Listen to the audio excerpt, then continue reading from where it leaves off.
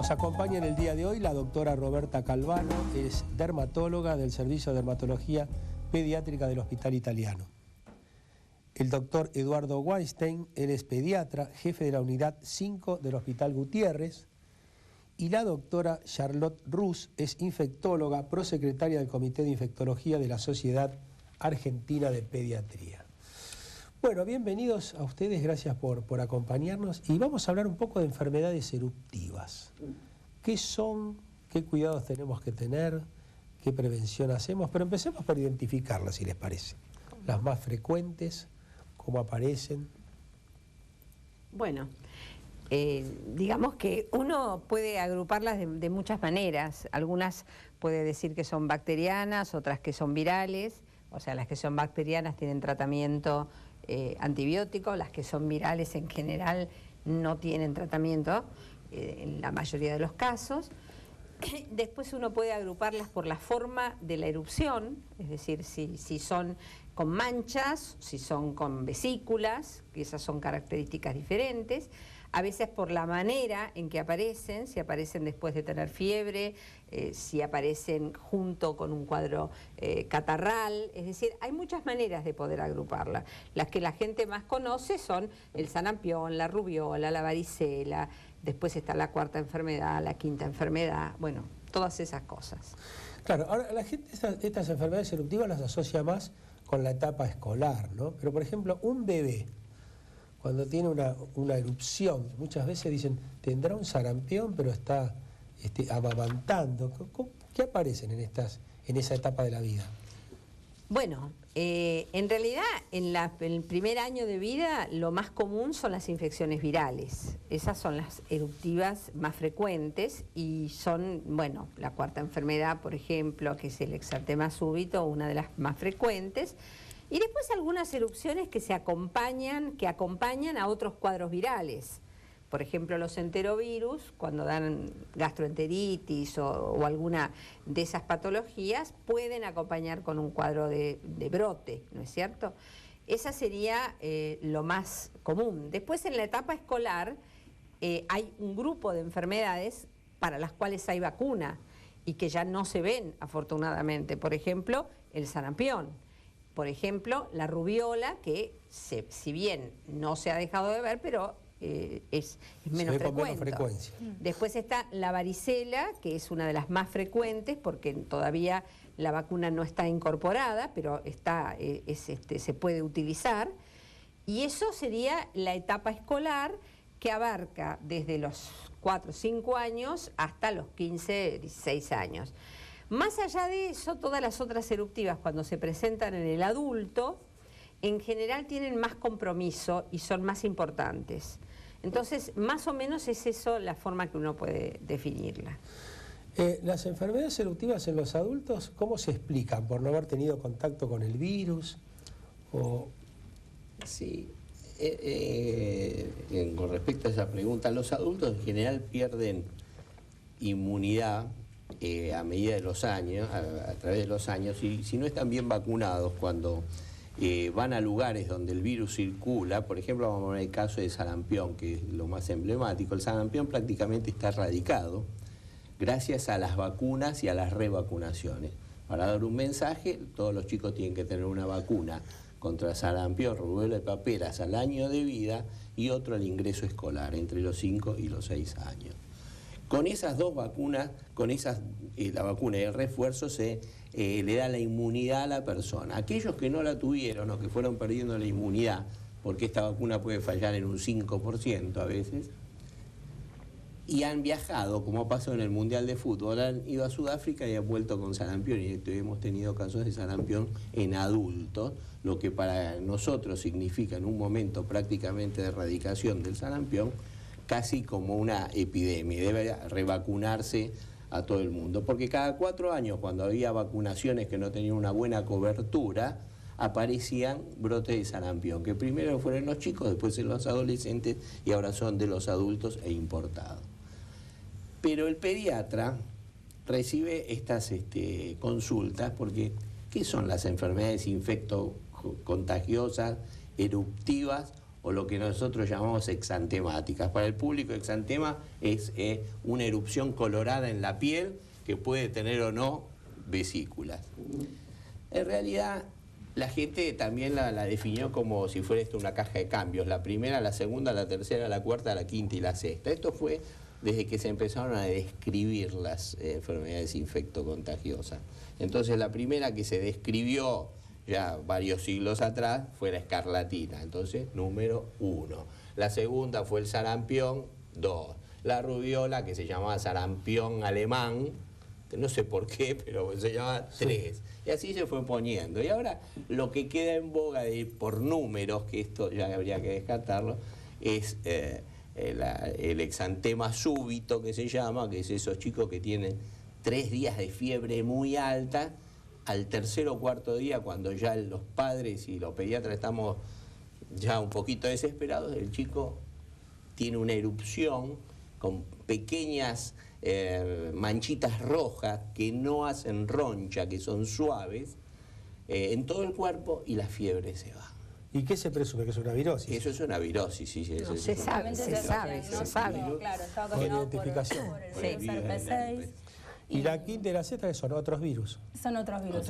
La sexta enfermedad es en realidad este exantema que describía el doctor, que es a predominio de cara, tronco, que aparece cuando cede la fiebre alta de 3-4 días, que incluso esa fiebre puede tener un foco asociado o no, hasta ha llegado a dar convulsiones febriles, es causa de convulsiones febriles. Y cede la fiebre, aparece este rash, que aparece en la cara, son esos granitos colorados como describía, en el tronco, tiene una duración muy corta, de 2 o 3 días, y desaparece. Y uno justo hace el diagnóstico de esta enfermedad por la cronología de los síntomas. La gente, y muchas veces por consejo médico, estas enfermedades, la cuarta, la quinta, la sexta, las banaliza, ¿no? Dicen, no es nada, esto es una cuarta, una quinta enfermedad. ¿Eso es tan así o son enfermedades que también se debe prestar atención y cuidado? Bueno, en realidad la mayor parte de las veces son enfermedades que se autolimitan, que con medicación sintomática se van y que no dejan en general complicaciones. Hay algunas situaciones donde las cosas son un poco más complejas, cuando a veces hay infecciones por parvovirus, esto puede llegar a alterar algún contacto con alguna embarazada o algún otro problema que pueda ser colateral, no tanto por la enfermedad en sí, porque en general son enfermedades que no son tan graves. Dentro de las enfermedades eruptivas, las más graves, por suerte, ya están, por ejemplo, el sarampión, esa es la más grave de todas, y de alguna manera con la vacuna se pudo eliminar este problema, si no era causa de mortalidad durante muchos años.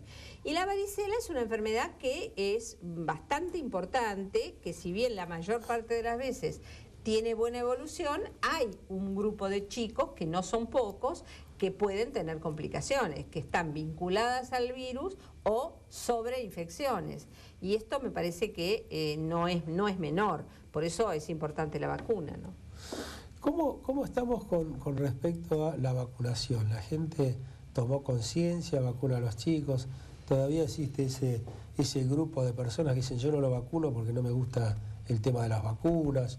¿O algún médico de alguna especialidad le recomienda no vacunarse? Bueno, es un tema, a ver, en nuestro país, afortunadamente, las corrientes que llamamos nosotros antivacunas son pocas. Y la mayoría de la gente acepta las vacunas y trata de incorporarlas. Y hay una variedad entre la cobertura, es decir, hay vacunas que se utilizan más que otras. La vacuna antigripal, por ejemplo, debería utilizarse más, porque como son 2 dosis a veces no se puede, pero la mayor parte de la gente acepta las vacunas y tiene coberturas irregulares. No son algunas tan buenas, por ejemplo, en Coqueluche uno pretendería que más del 93% se vacunara y eso no lo logra, pero en general la aceptación es buena. En otros países hay muchas corrientes antivacunas, por ejemplo, que determinaron que en Europa hay un brote de sarampión, porque hay corrientes antivacunas. Y entonces esto puede ser dificultoso de manejar. ¿Te podría decir algo con respecto, uniendo las dos preguntas, la anterior y esta? La banalización de las enfermedades febriles en la infancia, y sobre todo en chicos menores de 2 o 3 años, de 3 años, supongamos, es producto de la cultura, lo que vivimos. Tiene un poquito de fiebre, claro, le damos el antitérmico, se brotó, es un virus, no es nada. Tenemos que decir que las enfermedades infecciosas y febriles se producen por bacterias para las cuales hay que diagnosticarlas y dar el antibiótico correcto, y enfermedades virales que solo tienen un tratamiento sintomático, no hay tantos antivirales, pero que no quiere decir que la enfermedad sea menor. Claro. Sí que son enfermedades que producen poca mortalidad o pocas complicaciones. Y se le ha perdido un poco el miedo a todo esto gracias a que las enfermedades que antes se llamaban eruptivas, que nosotros hemos visto epidemias, sí, con camas hoy no están más, claro, porque no hay más sarampión. Se ha hecho en el año, en el siglo pasado, ¿no? Se ha hecho una fuerte, y en este siglo, en el 2008, se ha hecho una campaña muy fuerte contra rubiola, y para bajar la rubiola congénita, que es la que la madre le transmite al chico cuando tiene rubiola, y prácticamente no existen. Las famosas paperas prácticamente no existen por esta vacuna triple viral del año y de los 6 años. Los índices de cobertura son muy altos, las vacunas son muy efectivas cuando hay el refuerzo, y prácticamente no existe. Entonces la gente le perdió el temor, es como que esto no existe. Y cuando se pierde el temor dice, las vacunas son peores que la enfermedad. Claro, porque por ahí hace algún no cuadro existen febril. porque estuvo la vacuna, pero todavía existe la escarlatina. La escarlatina es esa infección en los escolares entre los 3 y los 10 años, donde hay una angina, mucho dolor de garganta, vómitos, la cara se pone colorada, el cuerpo se pone todo colorado, pero cuando se pasa la mano es como un rallador, le queda todo blanco alrededor de la boca, como si fuera un payasito, se hinchan los ganglios, y eso es una bacteria, es el estreptococo beta hemolítico grupo A, que la gente ahora tiene, bueno, que le hacen un hisopado de la garganta y se ve, y tienen que tomar los antibióticos. Esa enfermedad puede producir complicaciones, un absceso en la amígdala, locales, puede producir, si no se trata en el tiempo correspondiente, fiebre reumática, aunque gracias a Dios ya hay cada vez menos fiebre reumática, puede producir a veces enfermedades en los riñones, la glomerulonefritis, o sea que no es una enfermedad banal. Y es una enfermedad que hoy está y no tiene vacuna, que es lo que preguntan todos. ¿No hay vacuna para la escarlatina? No hay. No hay vacuna. Hay diagnóstico precoz y tratamiento. Hay diagnóstico precoz y tratamiento. En general la tienen los chicos desde los 3 años, cuando van a las guarderías, a los lugares de cuidado, hasta en toda la etapa escolar. Bien, yo les propongo un corte y vamos a hablar del tema vacuna. Si hay que vacunar o no hay que vacunar, Es muy porque importante. todavía hay algunas dudas y les voy a hacer estas preguntas. Ya venimos.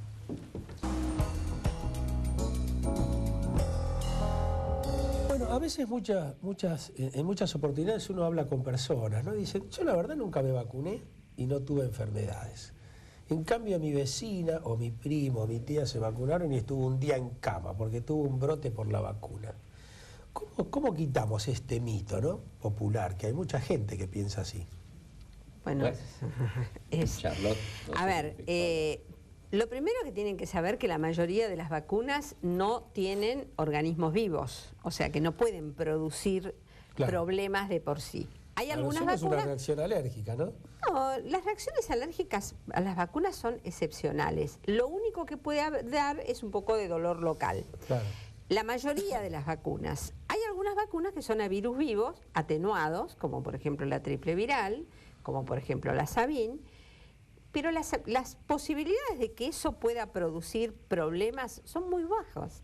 Entonces, el tema de la gripe, por ejemplo, que es histórico, que la gente dice, yo me vacuno con la gripe y me hace mal la vacuna. Es poco probable que sea eso, porque la vacuna es inactivada, entonces no le puede no es que le inyecto un virus. Eso es lo primero que uno tiene que saber, que las vacunas en general son bastante seguras, que han erradicado enorme cantidad de enfermedades en el mundo y han disminuido. La parálisis infantil no se fue por un decreto. Exactamente. Ese es un ejemplo. Es un ejemplo. Vamos más atrás. La gente siempre tiene resistencia o temores a las enfermedades, pero también tiene temores y dice, bueno, esto son las vacunas, me pueden hacer mal. Primero, la vacuna se llama inmunización, se llama vacuna porque hubo un hombre que se llamaba Landé Jenner que se dio cuenta que en las pandemias son infecciones generalizadas en todo el mundo, como fue la de la gripe que nos azotó hace unos años atrás, pero había una enfermedad que se llamaba viruela, que mataba 3-4 millones de personas cada epidemia. Los que no se morían eran dos grupos. Un grupo eran los que ordeñaban las vacas, que habían tenido la viruela de la vaca, que se llamaba alastrín, que eran unas vesículas que generaban pus, y otros eran los ladrones, porque los ladrones entraban a saquear la casa de los que se morían de viruela, pero se tiraban vino rancio, que era ácido acético, el vinagre. Entonces después quemaban las ropas y ellos se morían menos. Pero Jenner miró esto y dijo, si esa gente que tuvo esa enfermedad yo saco y les inyecto esto, no se van a morir de viruela. Gracias a esa observación, después vinieron todas las vacunas que ahora están muy mejoradas, que no son a virus vivos, que no son a gérmenes vivos. Uno inyecta el germen, inyecta algunas partículas que el organismo reproduce las defensas que tendría contra la enfermedad natural, pero sin las complicaciones de la enfermedad natural. Vamos a dar números, porque esto es un medio de difusión, para la gente que tiene temor a las vacunas. La viruela está erradicada, porque estos virus, en general los únicos portadores que los llevamos y los transmitimos somos los humanos. Está erradicada, no existe más en el mundo. La parálisis infantil, que azotó todo el mundo y en la Argentina dio a la aparición de la ayuda contra la parálisis infantil, el famoso ALPI, en el año 50, entre los años 50 y 52, prácticamente no existe, gracias a dos vacunas. Una vacuna inyectable, que es la Sol, que está dentro de las vacunas que hoy se dan en calendario, la cuádruple, la quíntuple o la sextuple, está dentro de ellas. Y la vacuna de las gotitas, la Sabin oral, en honor al que la diseñó, que fue Albert Sabin. Entonces, prácticamente no hay polio. La polio se tiene que erradicar del mundo, así como se tiene que erradicar en este siglo el sarampión. Entonces desaparecen. Vacuna de la gripe, tan resistida. Bueno. La vacuna de la gripe, cuando acá se empezó a utilizar en el PAMI, fue muy notorio. A los pocos años las estadísticas mostraban en los gerontes, en las personas mayores, que era un grupo de riesgo que se disminuyó 50% la internación y 70% la mortalidad. ¿Y qué decían los que se vacunaban? Ay, me doy la vacuna de la gripe y tengo como una gripe, me siento mal. Claro. Entonces sí, pueden seguir protestando el año que viene. Ahora, lo que pasa es que se han dado cuenta que no alcanza la vacuna. Pues si quieren dar 1, 2, 3 dosis. Es decir, es una vacuna. Eso fue por la difusión también y después de la gripe A, ¿no? Exactamente. El otro día escuchaba un programa donde se criticaba que no alcanzaban las vacunas. Pero antes se tiraban las vacunas, porque la gente las compraba en el Estado y no las utilizaba. Por suerte, me refiero a las de la gripe, ¿no? Después del episodio de gripe A, ahora cada vez hay más personas que tomaron conciencia, ¿no?, de vacunarse. Yo creo que sí, el temor es un mal consejero, porque lo que produce es el pánico en la población, y entonces todos concurren a vacunarse al mismo tiempo, claro, en un periodo de tiempo que por ahí no hay disponibilidad de stock de vacunas. Lo mejor es que la gente se vacune con calendario, ordenadamente, claro, y que todos reciban sus dosis, porque esto es como cuando hay un naufragio, ¿no? No se salvan los que se tienen que salvar. Primero hay que vacunar los grupos de riesgo, claro, que para gripe son los chicos menores de 3 años, los mayores de 60, las mujeres embarazadas, los obesos mórbidos o los que tienen alguna enfermedad crónica. El personal de salud. El personal de salud, todos esos se tienen que vacunar. Y aparte tenemos que decir algo, las vacunas son obligatorias por ley, porque aquellos que no se vacunan, como la se benefician, las vacunas son solidarias hoy, como impiden que se disemine el virus, el que no se vacuna se beneficia. Claro, el que no se vacuna, que dice yo no me enfermé, es gracias a todos los que se vacunaron. A todos los que se vacunaron. Claro. Pero cuando él se enferma, en broma todos aquellos también que se vacunaron. No es, la solidaridad siempre es de a dos, tendría que ser compartida. Claro. Entonces, conviene vacunarse. Es revolucionaria, estamos en la era de la prevención. Lo que hoy tenemos como vacunas es el estudio de 30, 40 años atrás. Y hoy tenemos vacunas para chicos mayores, menores de 2 años, que antes no teníamos, para múltiples enfermedades. Entonces, los pediatras y los infectólogos y los dermatólogos somos muy proclives a la inmunización mediante técnicas de vacuna, porque realmente el impacto que produce la vacunación es enorme. No hay discusión. No hay discusión. Tenemos la vacuna cuádruple y quíntuple, que son 4 vacunas en una, 4 gérmenes y virus, pero hay un germen en especial que era el famoso Haemophilus influenzae tipo B.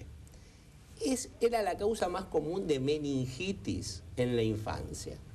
En el hospital de niños nosotros internamos 400 casos por año, 500 casos por año de meningitis, entre ellos Haemophilus influenzae.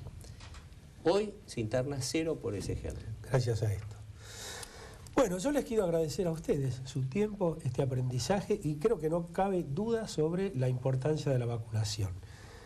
A usted que nos está mirando, durante muchos años vacunarse era un privilegio de algunos, porque las vacunas son muy caras. Uno a veces no las valoriza porque como son gratuitas, piensa que en realidad no tienen valor, pero en aquellos lugares donde hay que comprar la vacuna, uno se da cuenta que es muy costosa, y ya que tenemos la oportunidad, en este caso que el Estado se ocupa de comprar esta vacuna, que los profesionales de distintas organizaciones han luchado mucho para que la gente se pueda vacunar. No es que por decreto un día se sentaron en una cámara y dijeron vamos a vacunar. Esto fue el esfuerzo de muchísimos profesionales, de mucha gente que trabajó para que se puedan hacer estas aplicaciones gratuitas. Bueno, ya que las tenemos, aprovéchelas, no nos cuesta nada y hacemos una prevención para nosotros y para los que nos acompañan. A ustedes muchísimas gracias, los voy a convocar para seguir hablando de estos temas. Los espero para un nuevo programa. Hasta la próxima.